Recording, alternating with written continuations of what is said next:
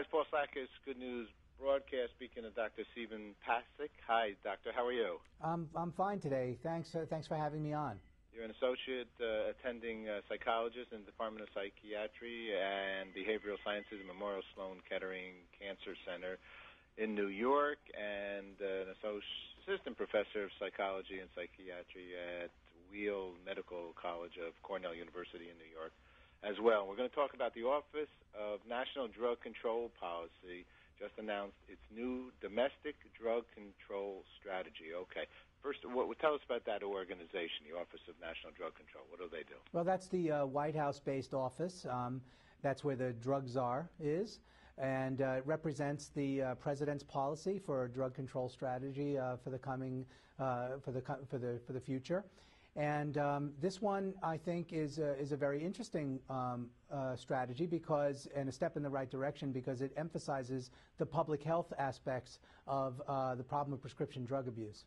Okay. We've done the story with the drug czar quite a few times, actually about this specific subject. So is there something that we should all know in this regard? Well, absolutely. I mean, we have on our hands two tremendous public health problems.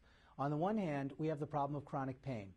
We are an aging society. We have 50 to 70 million people in this country with chronic pain, and opioid medications are an essential part of the treatment of that pain. At the same time that doctors were getting the message that, there was a pressing need to assess and manage pain aggressively, and started to increase their prescribing, we have had a doubling in the abuse of prescription medications that's been going on in parallel to that.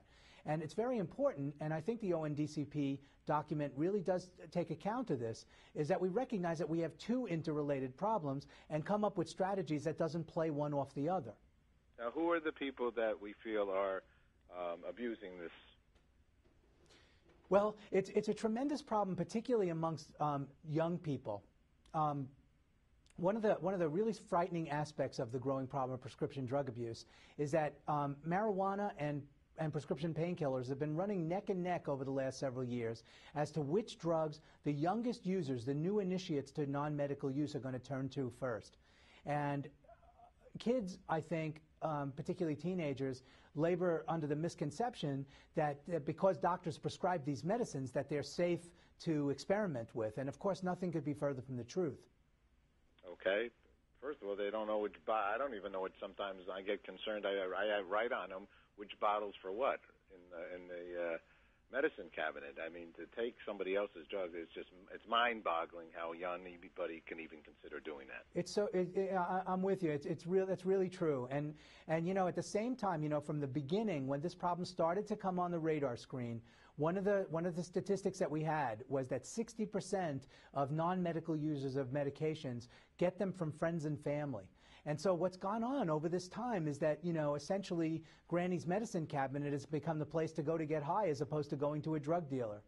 Yeah, so that, of course, is bad news, extremely bad news. And, I mean, how many young people is it estimated would do something that's silly? Well, it's about just under 5% of the population age 12 and over have used drugs non-medically in the last year. So it's a huge problem.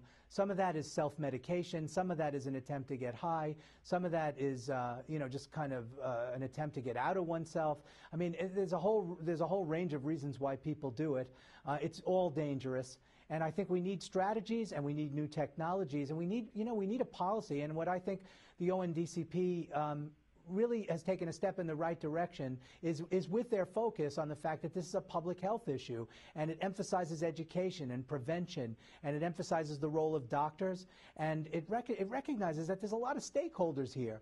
There are people with pain who need access to these medicines, and there are their families and the physicians, and in addition, the pharmaceutical industry has been charged with trying to come up with some new technologies that will allow doctors to treat pain and allow the formulations to deliver the pain medication, and at the same time, if tampered with, make the drugs less attractive by, for example, blunting the amount of euphoria that you could get from trying to play around with them.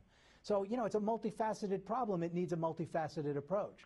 But in essence, though, if somebody is being prescribed a drug that has, say, opiatic, as you say, in it. I mean, they're being prescribed it for a specific reason, right? I mean, if the doctor thinks because your knee is hurting you that taking a certain drug would be helpful for you, that's for you. That's right. Right?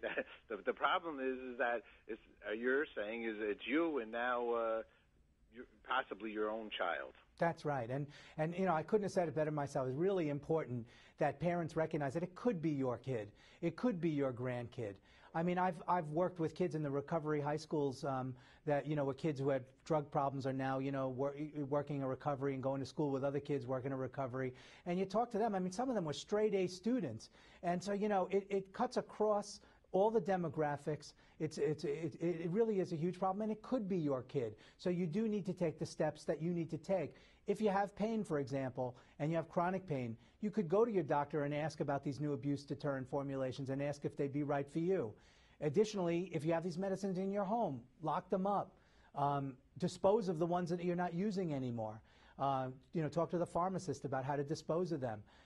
And if you do have them around, I've gotten in the practice of inventorying them. I mean, I actually count the pills so I would know if any of them are missing. Let me see if I understood that, what you mentioned, new abuse, non-abuse drug formulas. Are you saying that there's some kind of formulas that they can also prescribe that are going to work as well?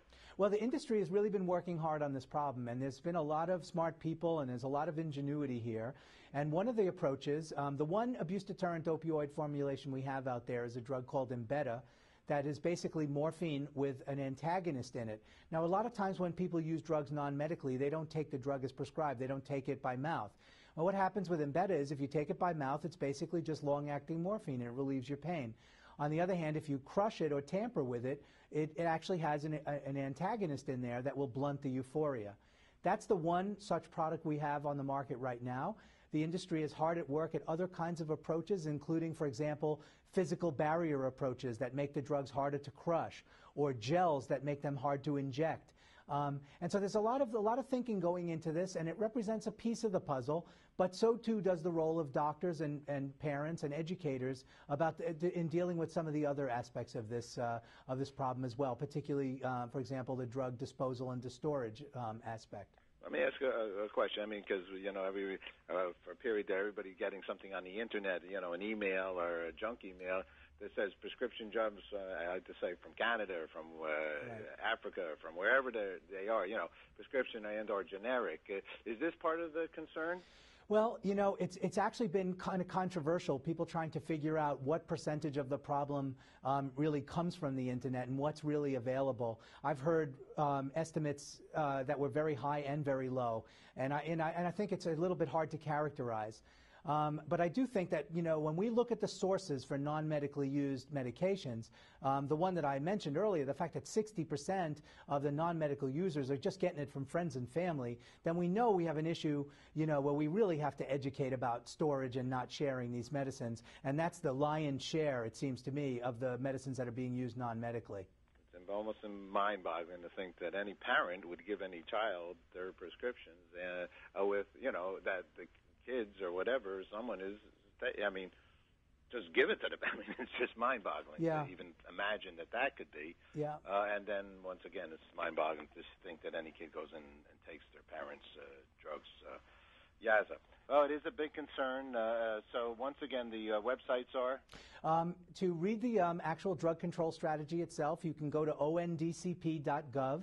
It's a lengthy document, but there is an executive summary, and you can see what our government's policy is going to be. And additionally, for people with pain who want more information about the appropriate treatment of pain and also strategies to curb abuse and diversion, they can go to the American Pain Foundation's website at painfoundation.org. And I see the pharmaceuticals. I see working on behalf of King Pharmaceuticals. So there's some pharmaceutical organizations are out there because they want to make sure that this is not occurring. That's absolutely the case. That's good news. Okay. Thank you so much. Thank you. Thank you for having me. Bye-bye. Bye.